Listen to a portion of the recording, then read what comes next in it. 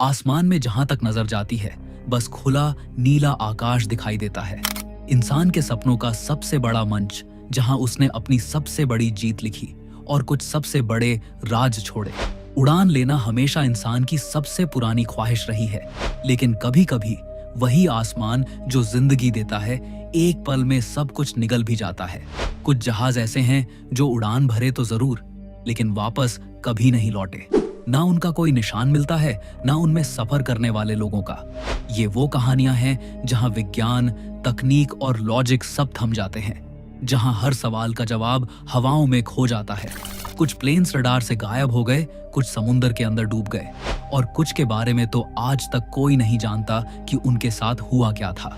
ये सिर्फ एक्सीडेंट्स नहीं थे, ये वो घटनाएं थीं जिन्होंने एविएशन हिस्ट्री में एक गहरा दाग छोड़ दिया। तो चलिए चलते हैं एक ऐसे सफर पर जहां हम जानेंगे दुनिया के 5 सबसे रहस्यमय हवाई जहाजों के घटनाएं। दोस्तों, अगर आपने अभी तक हमारे इस चैनल को सब्सक्राइब नहीं किया है तो जरूर सब्सक्राइब कर लें, क्योंकि आपके एक सब्सक्राइब से हमें बहुत मोटिवेशन मिलता है और हम आपके लिए ऐसी और वीडियोस बनाते रहेंगे। तो चलिए वीडियो शुरू करते हैं। नंबर 1, हीलियस एयरवेज फ्लाइट 522, 14 अगस्त 2005। साइप्रस के लार्नाका एयरपोर्ट पर एक Boeing 737-300 flight number Helios Airways flight 522 Athens के लिए तैयार थी। सुबह के 9 बजने वाले थे। हवा बिल्कुल साफ थी, बादल नीला और शांत था। 115 पैसेंजर्स और 6 क्रू मेंबर्स, सब एक नॉर्मल फ्लाइट के लिए रिलैक्स थे। कोई सोच भी नहीं सकता था कि अगले 2 घंटे में ये प्लेन एक उड़ती हुई कब्र बन जाएगा। फ्लाइट का रूटीन चेक शुरू हुआ। एक इंजीनियर ने प्रेशराइजेशन सिस्टम को टेस्ट करने के लिए मैनुअल मोड पे सेट किया, पर टेस्ट के बाद उस स्विच को ऑटो पे वापस करना भूल गया।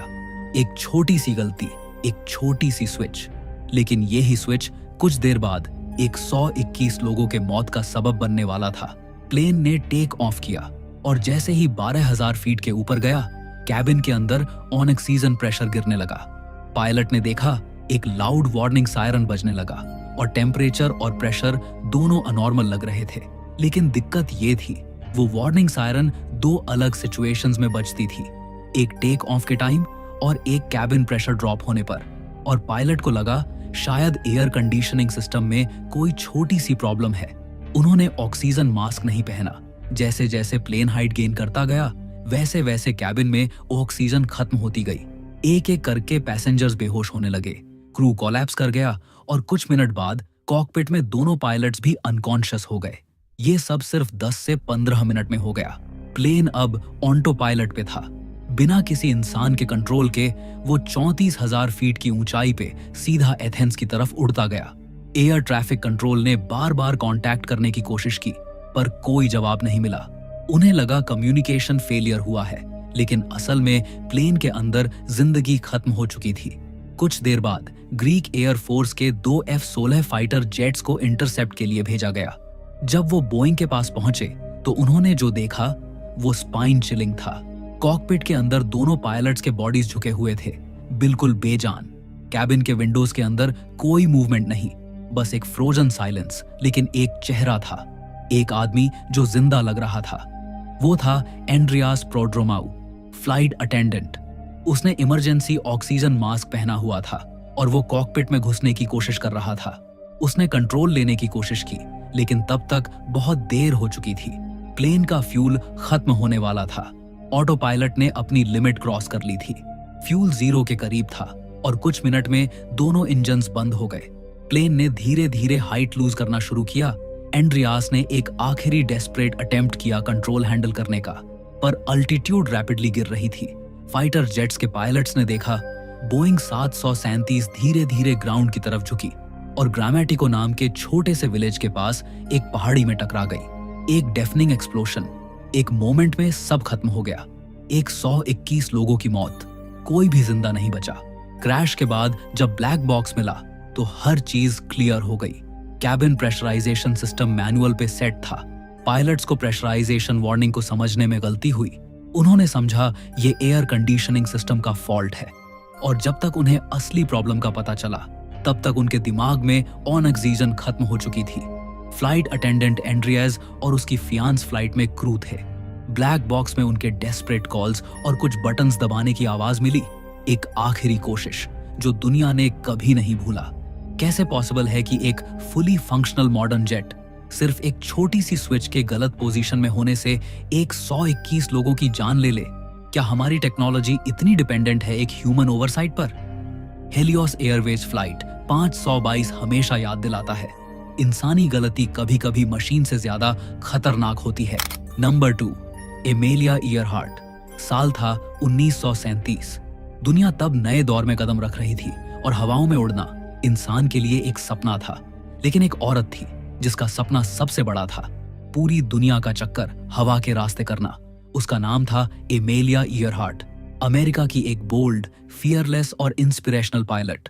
1932 में उसने अटलांटिक ओशन अकेली क्रॉस करके वर्ल्ड रिकॉर्ड बनाया था और अब उसका मिशन था अर्थ के गिर्द एक फुल सर्कमनेविगेशन फ्लाइट। एमेलिया ने अपने नेविगेटर फ्रेड नूनन के साथ लॉकहीड इलेक्ट्रा 10E एयरक्राफ्ट में उड़ान भरी।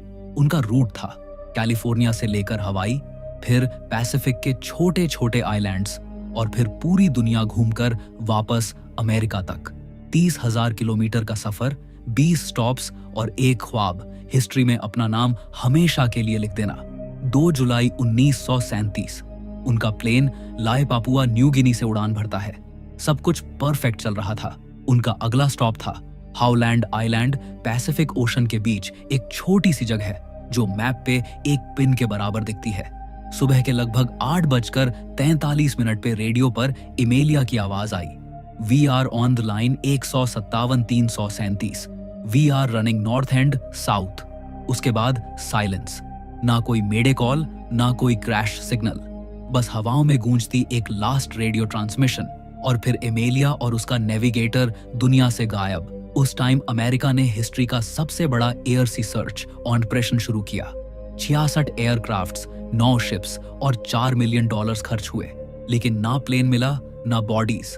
बस समंदर के ऊपर endless blue horizon. President Franklin D Roosevelt ने खुद सर्च मिशन ऑथराइज किया, लेकिन 17 दिन के बाद उन्होंने कहा, हमने वह सब किया जो हम कर सकते थे। सबसे पॉपुलर थ्योरी कहती है कि एमेलिया का प्लेन फ्यूल खत्म होने पर हाउलैंड आइलैंड के पास समंदर में क्रैश हो गया। लेकिन अगर ऐसा हुआ तो रैकेज क्यों नहीं मिला? 1980 के दशक में आर्कियोलॉजिस्ट्स ने एक रिमोट आइलैंड पे एक पुरानी लॉकहीड प्लेन के पार्ट्स और एक फीमेल स्केलेटन के बोन्स पाए। डीएनए टेस्ट इनकंक्लूसिव रहे, लेकिन एक्सपर्ट्स कहते हैं शायद एमेलिया वहां तक पहुंच गई थी और फिर मर गई, एकलौती सर्वाइवर बनकर। एक थ्योरी कहती है कि उनका प्लेन गलती से मार्शल आइलैंड के पास लैंड हुआ जो जापान में बसा था और जापानीज आर्मी ने उन्हें कैप्चर कर लिया। कुछ पुराने फोटोग्राफ्स में एक औरत और आदमी दिखते हैं जो एमेलिया और न्यूनन जैसे लगते हैं, लेकिन प्रूफ कभी कंफर्म नहीं हुआ। कुछ हिस्टोरियंस कहते हैं एमेलिया एक्चुअली यूएस गवर्नमेंट के लिए स्पाई मिशन पे थी और उसकी डिसअपीयरेंस एक कवर अप थी, लेकिन इस थ्योरी का कोई सॉलिड एविडेंस नहीं। आज भी हाउलैंड आइलैंड के आसपास ओशन में सोनार और सैटेलाइट सर्चेस चल रहे हैं, लेकिन उसका प्लेन अब तक नहीं मिला। Number 3, Malaysia airlines flight MH370, 8 मार्च 2014, कुआलालंपुर इंटरनेशनल एयरपोर्ट। सुबह के 12:42 पर मलेशिया एयरलाइंस की एक बोइंग 777 फ्लाइट MH370 उड़ती है बीजिंग के लिए। प्लेन में 239 लोग सवार थे, 227 पैसेंजर्स और 12 क्रू मेंबर्स। सब कुछ बिल्कुल नॉर्मल था जब तक कि वो साउथ चाइना सी के ऊपर नहीं पहुंच गया। रात के करीब 1:19 पे कैप्टन ने एयर ट्रैफिक कंट्रोल से कहा, गुड नाइट मलेशियन 370। उसके कुछ सेकंड्स बाद प्लेन रडार से गायब हो गया। ना कोई मेडे कॉल, ना कोई इमरजेंसी मैसेज, बस एक साइलेंस जो अब तक टूट नहीं पाया। सबसे पहले अथॉरिटीज ने सोचा कि शायद प्लेन क्रैश हो गया होगा साउथ चाइना सी में, लेकिन जब उन्होंने रडार और सैटेलाइट डेटा चेक किया तो एक शॉकिंग डिस्कवरी हुई। प्लेन ने अपना रूट बदल लिया था। बीजिंग के नॉर्थ ईस्ट की जगह वो वेस्ट डायरेक्शन में मुड़ गया और फिर एक स्ट्रेंज जिगजैग पैटर्न में उड़ता हुआ मलय पेनिनसुला के ऊपर से निकल गया। उसके बाद उसने फिर से टर्न लिया और इंडियन ओशन के साउथ में घुस गया, यानी प्लेन पायलट के कंट्रोल में था। लेकिन क्यों, ये कोई नहीं जानता। ब्रिटिश कंपनी इनमारसैट के सैटेलाइट ने MH370 का एक वीक हैंडशेक सिग्नल कैप्चर किया। उस सिग्नल के हिसाब से प्लेन अगले 6 घंटे तक हवा में था। उसके बाद सिग्नल एकदम कट हो गया। मतलब प्लेन फ्यूल खत्म होने तक उड़ता रहा, कहीं सदर्न इंडियन ओशन के बीच में गिर गया होगा। लेकिन जब सर्च टीम्स वहां पहुंची तो ना कोई रैकेज मिला, ना कोई डेब्री, बस समंदर के बीच खामोशी और हवा की चीख। इन्वेस्टिगेटर्स ने पायलट जाहिरी अहमद शाह के फ्लाइट सिमुलेटर डेटा चेक किए। वहां एक रूट सेव था, बिल्कुल वही जो MH370 ने उड़ान के वक्त फॉलो किया। क्या ये सब पहले से प्लान था? कुछ एक्सपर्ट्स कहते हैं कि शायद किसी ने प्लेन के ट्रांसपॉन्डर को ऑफ करके ऑटो पायलट में डाल दिया ताकि वो रडार से गायब लग सके। एक और थ्योरी कहती है कि प्लेन में सडन फायर या प्रेशर फेलियर हुआ और क्रू बेहोश हो गए। ऑटो पायलट पे प्लेन खुद उड़ता रहा जब तक फ्यूल खत्म नहीं हुआ। कुछ लोग कहते हैं प्लेन गलती से किसी मिलिट्री टेस्टिंग जोन में घुस गया और उसे शूट डाउन कर दिया गया। लेकिन गवर्नमेंट्स चुप हैं। इंटरनेट पर लोगों ने अनेक थ्योरीज बनाई। कहते हैं प्लेन किसी बरमूडा ट्रायंगल जैसे जोन में घुस गया या एलियंस ने उसे कैप्चर कर लिया। लेकिन कोई सबूत नहीं। 2015 में एक डेब्री का टुकड़ा रियूनियन आइलैंड इंडियन ओशन के शोर पे मिला। वो MH370 के विंग का हिस्सा था।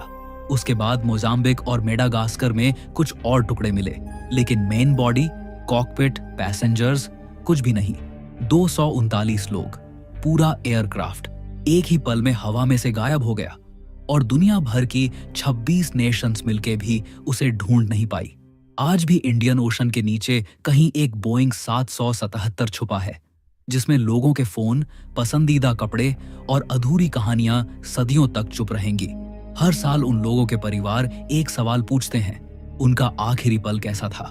कुछ लोग कहते हैं फ्लाइट MH370 ने सिर्फ लोगों को नहीं, साइंस और लॉजिक पर इंसान के विश्वास को भी ले गया। Number 4, the Valentich disappearance. तारीख थी 21 अक्टूबर 1978। जगह थी मेलबर्न, ऑस्ट्रेलिया। एक 20 साल का यंग पायलट फ्रेडरिक वैलेंटिज अपने छोटे single engine aircraft Cessna 182 L में बेथ आइलैंड के लिए निकला। उसका फ्लाइट प्लान सिंपल था, एक 125 नॉटिकल माइल्स का शॉर्ट रूट, सिर्फ 40 मिनट की उड़ान। वेदर क्लियर था, हवा शांत थी, कोई रीजन नहीं था डर का। पर जो उसके साथ होने वाला था, उसने पूरा एविएशन वर्ल्ड हमेशा के लिए बदल दिया। शाम के करीब 6:19 पर वैलेंटिज ने मेलबर्न एयर ट्रैफिक कंट्रोल को कांटेक्ट किया। उसने कहा, मेलबर्न, यह डेल्टा सियरा जूलियट है। मैं 4500 फीट की ऊंचाई पर हूं। सब कुछ ठीक था, लेकिन कुछ मिनट बाद उसकी आवाज में अजीब सा टेंशन सुनाई दिया। उसने रेडियो पे कहा, क्या 5000 से कम ट्रैफिक वाला कोई झाट ट्रैफिक है? एयर ट्रैफिक कंट्रोलर ने रिप्लाई दिया, नेगेटिव, कोई ट्रैफिक नहीं। फिर वैलेंटिज ने बोला, मैं अपने नीचे एक बड़ा विमान देख सकता हूं जो तेज गति से आगे बढ़ रहा है। कंट्रोलर ने पूछा, क्या आप इसे पहचान सकते हैं? और वैलेंटिज ने जवाब दिया, यह कोई विमान नहीं है, यह अजीब तरह से घूम रहा है। ऐसा लग रहा है जैसे यह मेरे साथ खेल रहा हो। थोड़ी देर बाद उसने बताया कि उस ऑब्जेक्ट में ग्रीनिश लाइट चमक रही थी और वो उसके ऊपर से घूम रहा था। वैलेंटिज की आवाज में अब स्पष्ट घबराहट थी। उसने कहा, यह मंडरा रहा है, यह कोई विमान नहीं है। कंट्रोलर ने फिर कांटेक्ट बनाए रखने को कहा, लेकिन अगले 6 मिनट्स में वैलेंटिज के लास्ट वर्ड्स रिकॉर्ड हुए। उसने बोला, यह मेरे ऊपर परिक्रमा कर रहा है, यह कोई विमान नहीं है। फिर एक मेटालिक स्क्रैपिंग नॉइज रेडियो पे सुनाई दी, एक कंटिन्यूअस मेटालिक साउंड जो 17 सेकंड्स तक चली, और उसके बाद कंप्लीट साइलेंस। ट्रांसमिशन कट गया और उसके बाद वैलेंटिज कभी वापस नहीं आया। अगले दिन से ऑस्ट्रेलियन एयर फोर्स और नेवी ने सर्च ऑपरेशन शुरू किया। पूरे बास स्ट्रेट एरिया को छाना गया। किसी भी एयरक्राफ्ट का कोई टुकड़ा, कोई फ्यूल ट्रेल, कोई सिग्नल, कुछ भी नहीं मिला। ऐसा लगा जैसे वैलेंटिज और उसका प्लेन हवा में घुल गए। सिर्फ कुछ लोगों ने उस दिन के आसपास स्काई में वियर्ड मूविंग लाइट्स देखने का क्लेम किया। एक फिशरमैन ने कहा, उसने देखा एक ब्राइट लाइट पानी के ऊपर स्टैटिक थी और फिर अचानक वैनिश हो गई। कुछ लोगों ने कहा इट वॉज ए UFO, पर ऑफिशियल इन्वेस्टिगेशन ने बोला मे बी डिसोरिएंटेशन या वैलेंटिज ने अपने ही प्लेन के रिफ्लेक्शन को गलत समझा। लेकिन अगर सिर्फ रिफ्लेक्शन था तो वो मेटालिक स्क्रैपिंग नॉइज रेडियो में किस चीज की थी? इन्वेस्टिगेशन में ये भी पता चला कि वैलेंटिच को यूएफओज में डीप इंटरेस्ट था। उसने अपने दोस्तों से कहा था कि अगर वो कभी यूएफओ देखेगा तो उसके पास जाकर देखना चाहेगा। उसने अपनी गर्लफ्रेंड से भी कहा था, अगर मुझे कुछ हो गया तो वे मुझे ले जा सकते हैं। कुछ लोगों ने कहा उसने ये सब इंटेंशनली प्लान किया था कि वो अपना प्लेन क्रैश करके डिसअपीयरेंस को मिस्ट्री बना दे, पर कोई क्रैश डेब्री कभी मिला ही नहीं। वैलेंटिच के लास्ट वर्ड्स और 17 सेकंड मेटालिक नॉइज ने यूएफओ बिलीवर्स को कन्विंस्ड कर दिया कि वो किसी एलियन क्राफ्ट के कांटेक्ट में था। कुछ एविएशन एक्सपर्ट्स कहते हैं वैलेंटिच नाइट फ्लाइंग में एक्सपीरियंस नहीं रखता था। उसने अपने ही प्लेन के रिफ्लेक्शन को यूएफओ समझा और कंफ्यूजन में सी में क्रैश कर गया। कुछ लोगों के कहते हैं कि इंजन ने ऑक्सीजन स्टारवेशन या फ्यूल प्रॉब्लम से फेलियर दिखाया और प्लेन सी में गिर गया। लेकिन अगर ऐसा होता तो रेकेज मिलता, जो कभी नहीं मिला। फ्रेडरिक वैलेंटिच का केस 45 साल बाद भी अनसॉल्व्ड है। उसका प्लेन, उसकी बॉडी या एक छोटा सा मेटल का पीस तक कभी रिकवर नहीं हुआ। ऑफिशियल रिपोर्ट में लिखा गया, लापता होना घातक माना गया, लेकिन लोग आज भी कहते हैं उस रात बास स्ट्रेट के आसमान में कुछ ह्यूमन टेक्नोलॉजी से परे उतरा था। और अगर वैलेंटिच का लास्ट ट्रांसमिशन सच था, यह कोई विमान नहीं है, तो शायद वो सच में किसी दूसरी दुनिया से आई शायद किसी पावर के सामने था। क्या वो एलियन एनकाउंटर था या एक ऐसा इल्यूजन जो इंसानी दिमाग समझ ही नहीं सकता? कोई नहीं जानता, बस हवा में गूंजती है उसकी आखिरी आवाज। Number 5, the EgyptAir flight 990 mystery. तारीख थी 31 अक्टूबर 1999। फ्लाइट थी इजिप्टियर फ्लाइट 990। रूट था लॉस एंजलिस से कैरो, न्यूयॉर्क के स्टॉपओवर के साथ। एयरक्राफ्ट एक बोइंग 767 जिसमें 217 लोग सवार थे। इजिप्ट के पायलट्स, क्रू मेंबर्स और पैसेंजर्स, उनमें से ज्यादातर मिलिट्री ऑफिसर्स और डिप्लोमैट्स थे। सब कुछ नॉर्मल था। वेदर क्लियर था।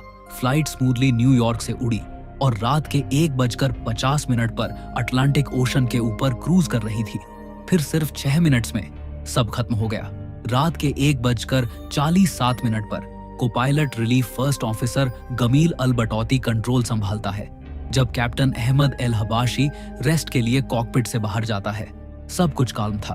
फ्लाइट 33,000 फीट की हाइट पर स्टेबल थी।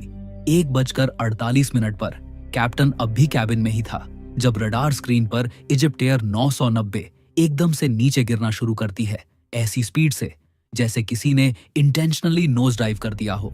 एयर ट्रैफिक कंट्रोल ने रिपीटेडली कांटेक्ट करने की कोशिश की, कोई जवाब नहीं आया और कुछ सेकंड्स बाद फ्लाइट ओशन में क्रैश हो गई।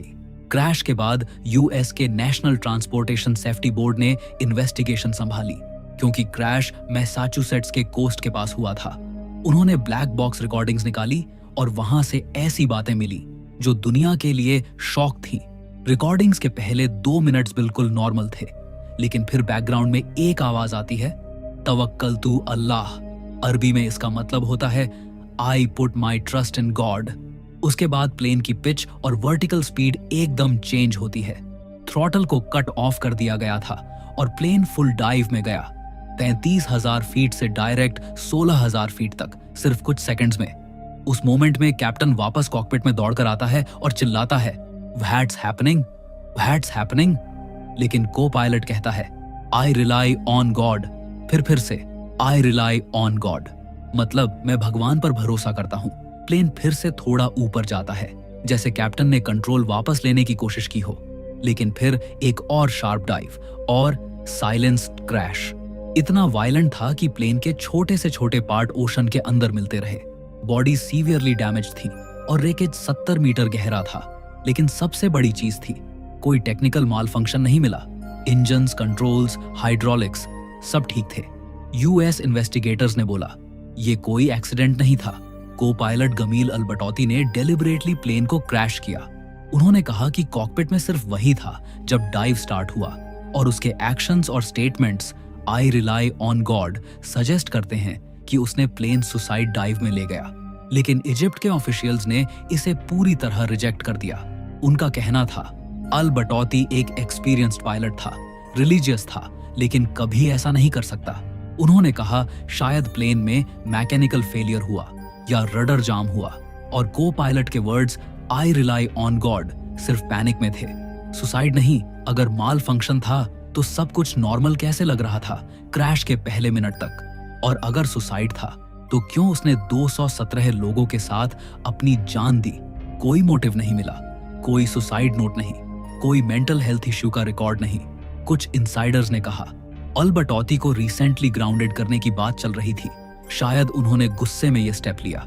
लेकिन यह सिर्फ एक अनकन्फर्म्ड रूमर रहा। इजिप्ट एयर फ्लाइट 990 का क्रैश आज भी एक पॉलिटिकल और साइकोलॉजिकल पजल है। अमेरिका के रिकॉर्ड्स में लिखा है इंटेंशनल एक्ट, इजिप्ट के रिकॉर्ड्स में लिखा है मैकेनिकल फेलियर, पर असली सच अटलांटिक के गहरे पानी के अंदर कब का दफन हो चुका है। और हर बार जब बोइंग 767 अटलांटिक के ऊपर से गुजरता है, एविएशन वर्ल्ड को याद आता है वो रात जब एक पायलट ने कहा मैं अपना भरोसा सिर्फ खुदा पर रखता हूं, और फिर दुनिया ने उसे कभी वापस